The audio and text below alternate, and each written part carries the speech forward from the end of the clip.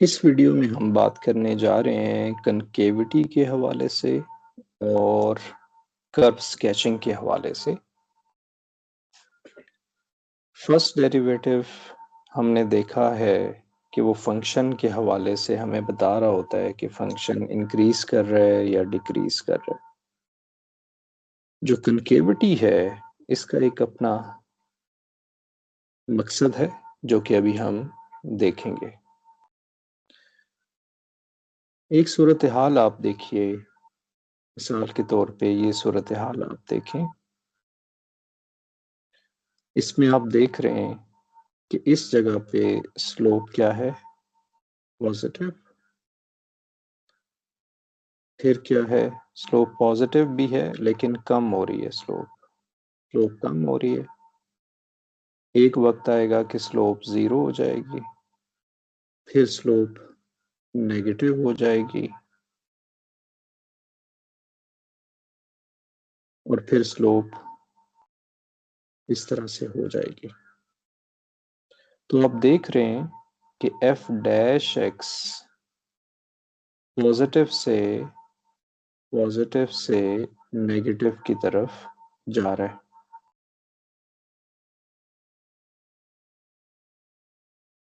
तो हमारे पास क्या होगा, एफ डैश क्या होगा, एफ डैश डिक्रीज कर रहा है यानी पॉजिटिव से नेगेटिव की तरफ जा रहा है। कोई फंक्शन कैसे डिक्रीज करता है, फॉर एग्जांपल ये वाला फंक्शन है, ये कम वैल्यू से ज्यादा वैल्यू की तरफ जा रहा है तो ये इंक्रीज कर रहा है। कोई फंक्शन ऐसे है तो ये वाला हमारे पास ज्यादा पॉजिटिव से कम पॉजिटिव जा रहा है, डिक्रीज कर रहा है।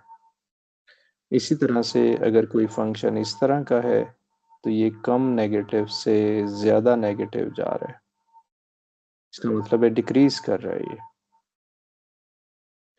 तो इसी तरह से जब एफ डैश एक्स पॉजिटिव से नेगेटिव जा रहा है तो हम इसे कहते हैं कि एफ डैश इज डिक्रीजिंग।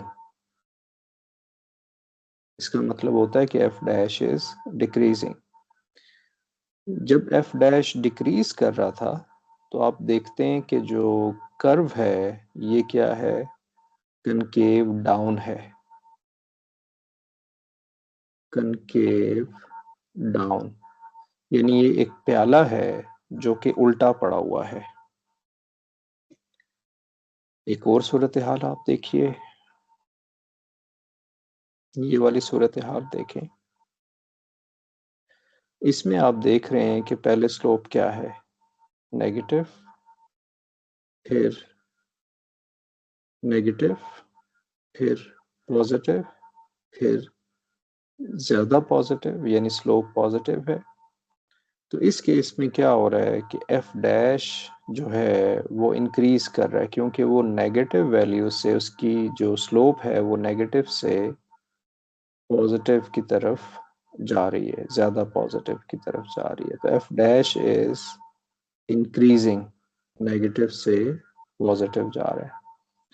और अगर आप देखें तो ये जो कर्व बन रहा है, ये कर्व हमारे पास कैसा बन रहा है, कनकेव अप बन रहा है, कनकेव अप बन रहा है। तो एफ डैश जब एफ डैश जब डिक्रीज होता है, डिक्रीज का मतलब है कि उसकी स्लोप पॉजिटिव से नेगेटिव होती है तो कनकेव डाउन होता है। अगर एफ डैश इंक्रीज होता है यानी कि वो नेगेटिव से पॉजिटिव होता है, उसकी वैल्यू इंक्रीज होती है तो हम उसे कनकेव अप कहते हैं। तो ये डेफिनेशन थी कनकेव अप और कनकेव डाउन की। आगे चलते हैं। प्रीवियस वीडियो में आपने देखा था कि फर्स्ट डेरिवेटिव टेस्ट क्या होता है। इस वीडियो में हम देखेंगे सेकंड डेरिवेटिव टेस्ट क्या होता है और इसको हम कैसे एक्सट्रीमा में कनेक्ट करते हैं फॉर कनकेविटी। पहले तो हम कनकेविटी के लिए देख लेते हैं। Second derivative test for concavity, फिर सेकेंड डेरिवेटिव टेस्ट आएगा मैक्सिमा या मिनिमा के लिए।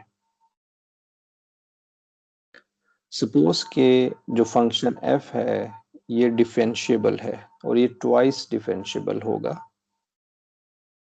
अगर सेकेंड डेरिवेटिव ग्रेटर देन 0 है, तो ग्राफ क्या होगा?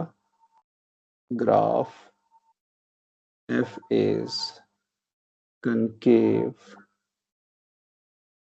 up। इसको जरा कनेक्ट करते हैं इंक्रीजिंग और डिक्रीजिंग फंक्शन से। मिसाल के तौर पे अगर हम कहते हैं कि f डैश ग्रेटर देन 0 है, तो इसका क्या मतलब होता है कि f इंक्रीजेस, यानी फंक्शन इंक्रीज करता है। अगर f double dash greater than 0 हो तो f डैश क्या करेगा? इंक्रीजेस। अगर f ट्रिपल डैश हमारे पास ग्रेटर देन 0 हो तो f डबल डैश क्या करेगा? इंक्रीजेस। ठीक है, यानी कि अगर एक डेरिवेटिव हो तो एक डेरिवेटिव कम उसका इंक्रीज करता है, सेकंड डेरिवेटिव हो तो एक डेरिवेटिव कम उसका इंक्रीज करता है, थर्ड डेरिवेटिव हो तो थर्ड डेरिवेटिव का एक कम डेरिवेटिव हम लें तो वो इंक्रीज करता है। इस सबको रेस कर देते हैं, ये समझाने के लिए था। आप सिर्फ इस पे फोकस करें, इस एक्सप्रेशन पे फोकस करें। अगर f double dash greater than 0 है तो f डैश क्या करेगा? इंक्रीज करेगा। तो f डैश जब इंक्रीज करता है तो ग्राफ कैसा बनता है? कनकेव अप, जो कि कनकेव अप आपको नजर आ रहा है कि ये कनकेव अप बन रहा है जब f डैश इंक्रीज कर रहा है। ओके, इसको मैं रेज कर देता हूँ। दूसरी सूरत हाल देखें सेकेंड डेरिवेटिव टेस्ट में कि अगर f double dash greater than 0 है तो लेस देन 0 है, देन f क्या होगा? Then f is concave down, तो ये कनकेव डाउन होगा। f डबल डैश जब लेस देन 0 होता है तो f डैश क्या होता है? f डैश डिक्रीजेस, और f डैश अगर डिक्रीज करता है यानी ओवरऑल ये डिक्रीज कर रहा है। डिक्रीज कोई चीज करती है पहले पॉजिटिव हो फिर नेगेटिव जाए, तो डिक्रीज कर रहा है तो ये क्या बन रहा है? Concave down. तो ये क्या होगा?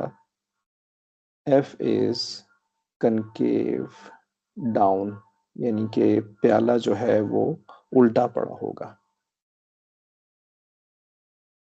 तो ये जो टेस्ट है इसको हम कहते हैं second derivative test for concavity.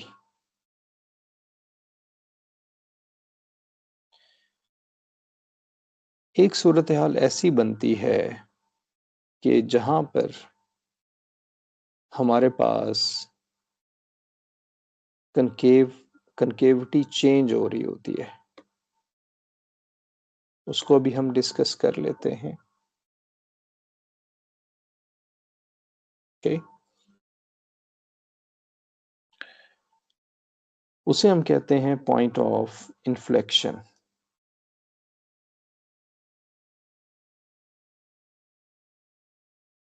यानी कोई ग्राफ अगर ऐसा है, मिसाल के तौर पे ये ऐसा ग्राफ है, तो इसमें ये जो जगह है यहां पर कनकेविटी चेंज हो रही है, तो इस केस में f डबल डैश c हमारे पास इक्वल टू 0 आता है। तो इसको हम कहते हैं कि this is called inflection point. इस इन्फ्लेक्शन पॉइंट से पहले ये कनकेव अप है और इस इन्फ्लेक्शन पॉइंट के बाद ये कनकेव डाउन है। तो ये वो जगह होती है जहां पर फंक्शन अपना अपनी कनकेविटी चेंज कर रहा होता है। इसको हम कहते हैं पॉइंट ऑफ इन्फ्लेक्शन। अब हम बात कर लेते हैं second derivative test. Second derivative test for extrema.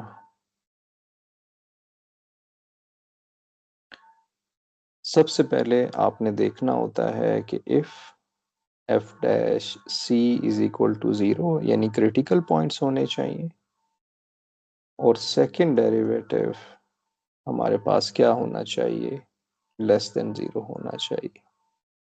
तो इस केस में क्या होगा, then F has a local maximum. F double dash C को हमने किससे कनेक्ट किया था, हमने कहा था अभी कि एफ डबल डैश सी अगर लेस देन 0 है तो एफ डैश क्या करेगा, डिक्रीज करेगा। डिक्रीज का मतलब है कि वो प्लस पॉजिटिव से नेगेटिव जाएगा। तो पॉजिटिव से नेगेटिव कब चीजें जाया करती हैं, जब हमारे पास कुछ ऐसा ग्राफ होगा। तो ये जगह क्या बनेगी, ये मैक्सिमम बनेगा वो, यानी जहां पर f dash c is equal to 0 है, और उसी जगह पे अगर आप f double dash c less than 0 proof कर दें तो एफ उस जगह पे लोकल मैक्सिमम होगा। दूसरी कंडीशन है इफ एफ डैश सी हमारे पास 0 है एंड एफ डबल डैश सी हमारे पास ग्रेटर देन 0 है, देन एफ हमारे पास होगा has a local minimum at x is equal to c. Greater than 0 के लिए लोकल मिनिमम होगा, और लोकल मिनिमम आमतौर पे ऐसे मिल रहा होता है जब कनकेव अप हो, और कई कनकेव डाउन कनकेव अप इस तरह से चल रहे होते हैं। तो एक से ज्यादा मिनिमम हो सकते हैं, इसलिए हम इसे लोकल मिनिमम कहते हैं। तीसरी सूरत हाल ये होती है कि इफ एफ डैश सी हमारे पास 0 हो, यानी क्रिटिकल पॉइंट हमें मिल रहा हो, लेकिन जो सेकंड डेरिवेटिव है वो उस जगह पे 0 हो, देन ये टेस्ट फेल हो जाता है, देन द टेस्ट फेल्स। फिर हम नहीं बता सकते कि वहां पर मैक्सिमा है या नहीं है, वहां पर मैक्सिमा हो भी सकता है, नहीं भी हो सकता, या दोनों में ये सूरत हाल नहीं होती। उस केस में फिर आपको फर्स्ट डेरिवेटिव टेस्ट पे जाना होता है। तो यहाँ पर हम कोई एग्जाम्पल तो ऐसा सच नहीं करेंगे, ये आप सब देख रहे होंगे एक्सरसाइज में। तो एक्सरसाइज जब आप सॉल्व करेंगे तो ये सारे पॉइंट्स आपको क्लियर हो जाएंगे। Thank you for watching.